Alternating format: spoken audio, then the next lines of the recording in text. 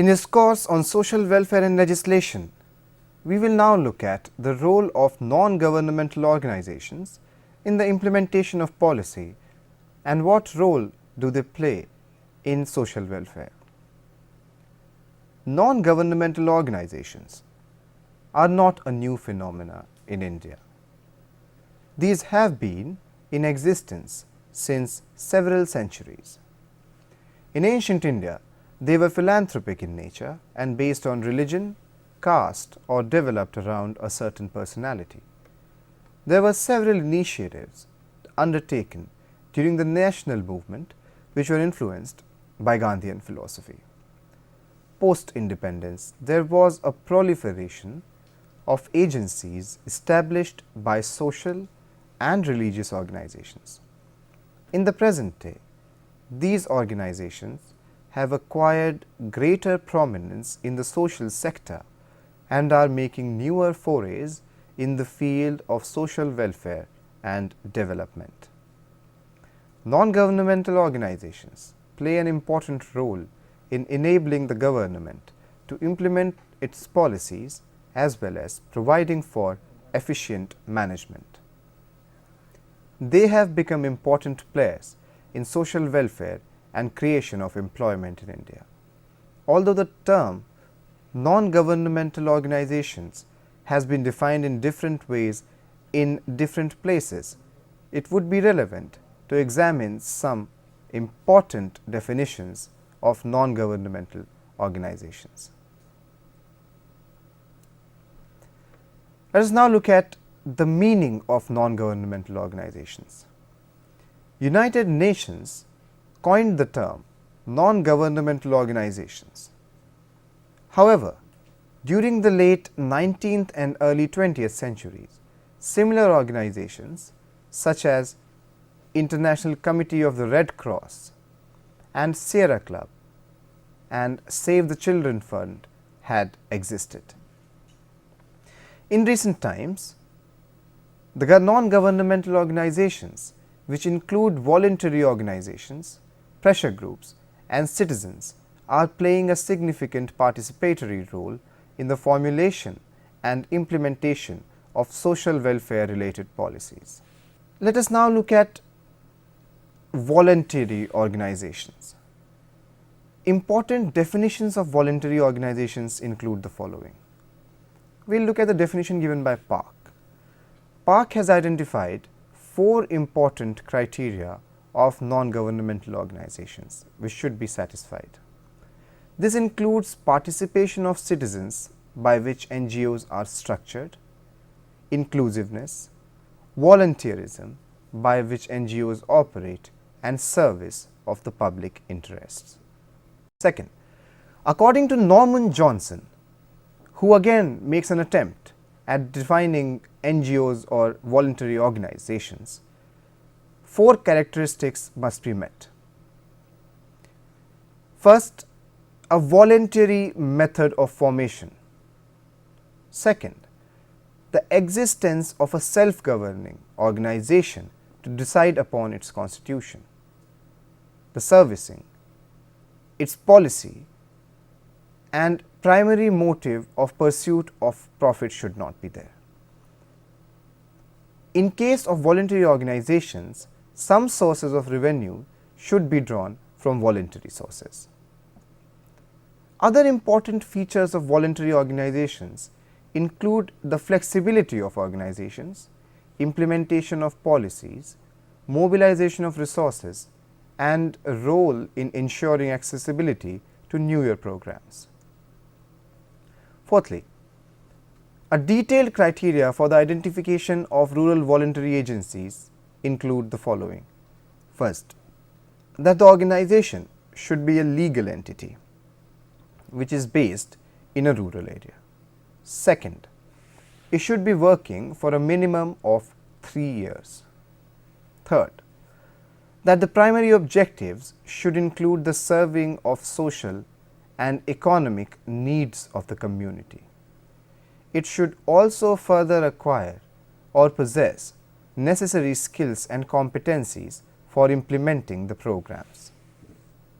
It should also be fully committed to functioning in a secular and democratic manner as included in various plan documents. Let us now look at pressure groups. Pressure groups are also voluntary non-governmental organizations. They are also similar to NGOs in certain ways. While there cannot be any strict definition of pressure groups, but we will still try to delineate and understand what pressure groups could mean. Pressure groups can be defined as organized groups possessing common interests and objects.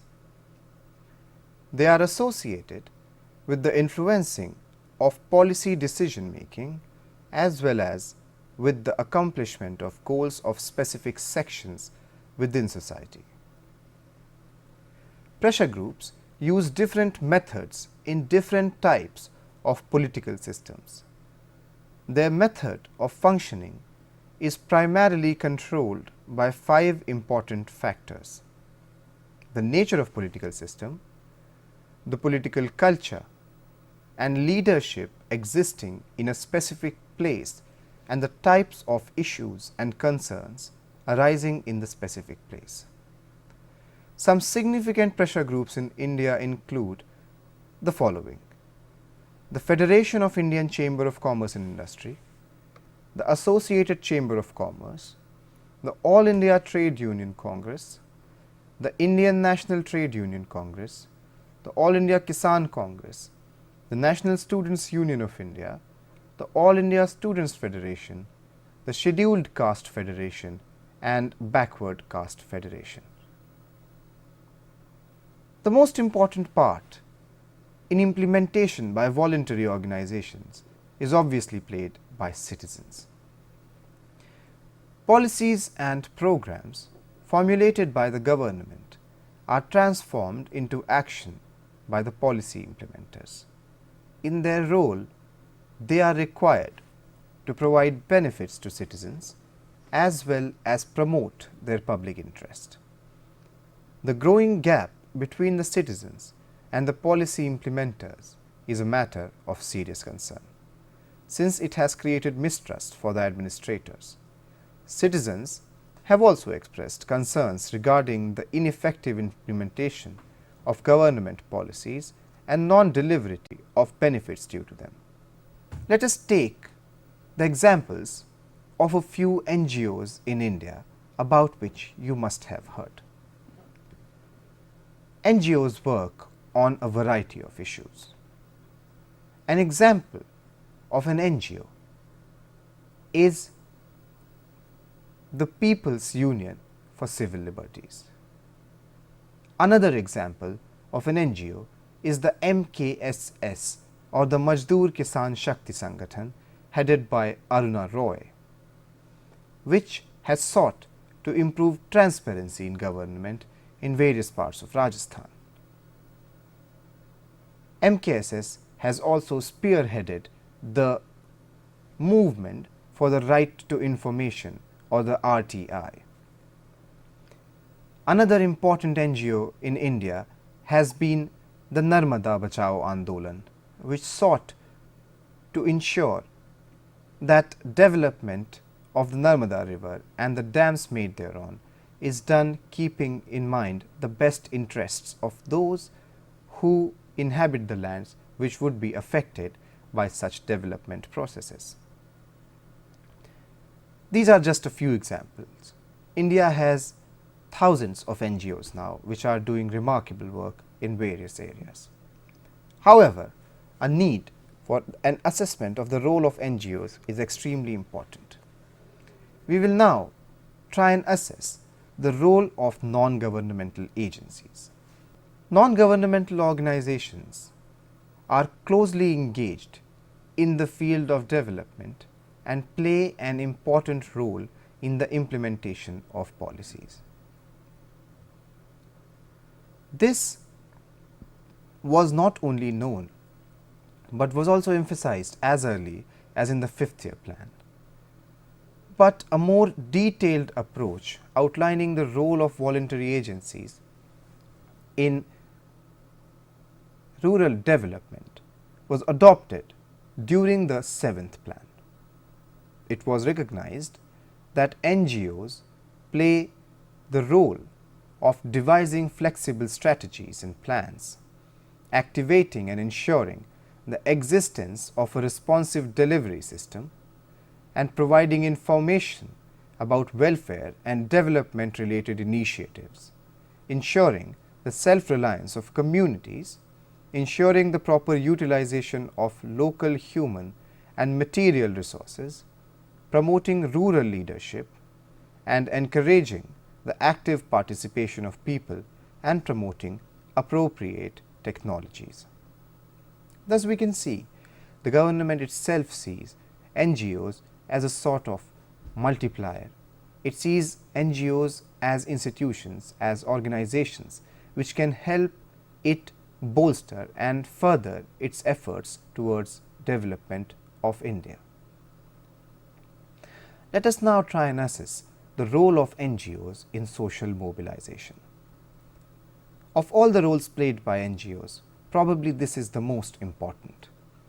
NGOs are playing an increasingly relevant role in social mobilization on contemporary issues.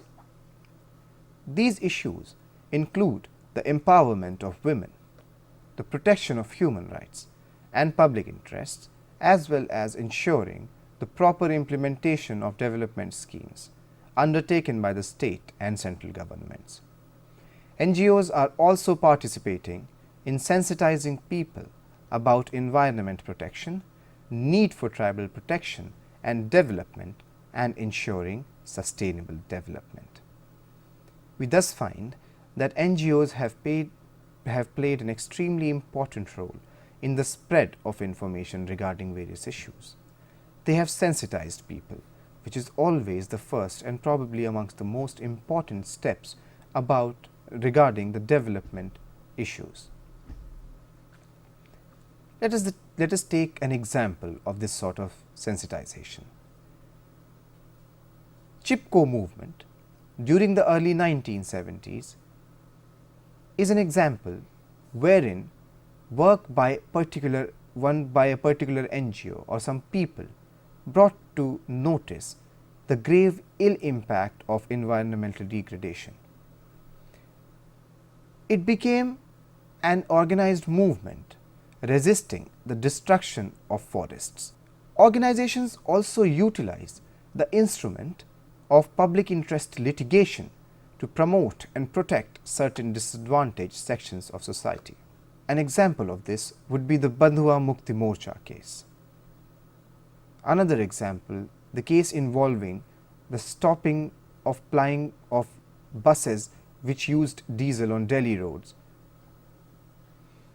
These buses were causing a lot of pollution, and it was a very difficult task for the government to stop them plying on the roads because it involved huge political fallouts. On a petition by an NGO, the Supreme Court directed that in interest of the environmental well-being of the National Capital Region, these buses should stop plying. Therefore, we see a major change occurring because of the intervention through the public interest litigation route of an interested organization, a non-governmental organization. The role of pressure groups should also be emphasized upon. These groups utilize techniques which promote their interests and have a significant impact on the successful implementation of policies. Pressure groups, though they mostly act for a certain section of the society, do not necessarily harm other sections. Since they bring to focus the issues relating to certain sections, they also cause other sections to participate and to raise their voices. The result is a more participatory approach towards developmental activities and not a lopsided approach. Let us now examine the participation of pressure groups and citizens in the social sector. Pressure groups use the technique of influencing policy makers for the purpose of implementing policies in a manner such that the group they represent is benefited the maximum. This is also referred to by the word lobbying. This lobbying means using methods of organizing personal meetings, writing and voicing concerns and sending delegations. It is also used by other groups, but pressure groups mostly use these methods. In recent times, dharna, band and ghirao have also been used by pressure groups for or against the moves of the government for implementing policies in order to indicate the intentions or reactions of a specific group. It is important to emphasize on the role of citizens in policy implementation, because all policies formulated by the government are directed towards their benefit. Let us now look at the relationship between the government and non-governmental agencies. Although there have been instances when NGOs have actively mobilized people to raise their voices against certain government policies, there are many areas where the NGOs and government institutions cooperate and work hand in hand. This had been recognized in the first 5-year plan, which envisaged the role of services provided by agencies as running simultaneous with programs of the government. Measures undertaken by the government to promote voluntary action include the establishment of the Central Social Welfare Board in 1953. This worked closely with non-governmental organizations in providing advice, grants in aid, financial assistance, as well as it encouraged people to engage in activities which were beneficial to them and promoted their welfare. The Council for Advancement of People's Action in Rural Technology is also engaged in promoting and assisting with the undertaking of voluntary action. Apart from these, the social welfare departments created by the state and the center play a dynamic role through closely cooperating with several NGOs for purpose of undertaking social welfare related activities. NGOs, as with any other organization, require financial contributions, they require financial assistance. In many cases, they raise their own financial resources. In certain cases, the governments provide them with financial resources. In certain other cases, foreign donations are made to NGOs. The foreign donations made to NGOs in India are regulated by the government. Many Indian NGOs receiving funds from foreign sources, the inflow of these funds fall within the purview of the Foreign Contribution Regulation Act.